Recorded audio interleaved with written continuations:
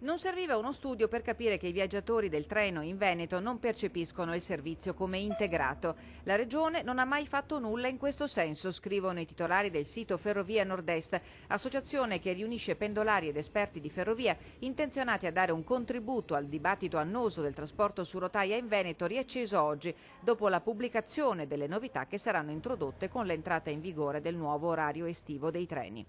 I problemi per i viaggiatori sono e resteranno tanti, fra corse soppresse e orari scombinati al punto da costringere gli amanti del treno a scendere dai vagoni e a salire in macchina.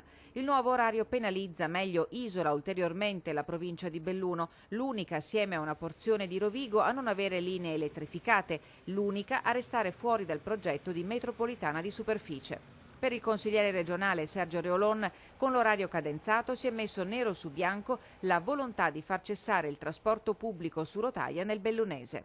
Sarebbe opportuno quindi metterle a gara, farle gestire da altri, perché a Trenitalia questi servizi non si interessano nulla. A Trenitalia interessano solo i servizi di lunga percorrenza, i treni di lunga percorrenza. I pendolari concordano. Con il modello sbagliato che la Regione ha usato fino ad oggi, dicono, abbiamo speso centinaia di milioni di euro per avere nel 2013 un servizio quasi identico a quello del 2000.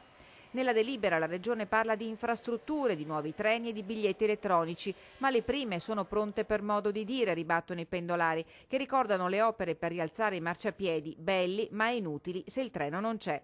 Quanto ai nuovi treni, si sa che ne sono stati ordinati 24 e che alcuni di questi serviranno a sostituire mezzi arrivati a fine vita. Degli altri non si sa a quali linee saranno destinati. E il biglietto elettronico, infine, da solo è inutile, conclude l'associazione Ferrovia Nord-Est. Non abbiamo bisogno di tessere magnetiche, abbiamo bisogno di biglietti che valgano in tutto il Veneto.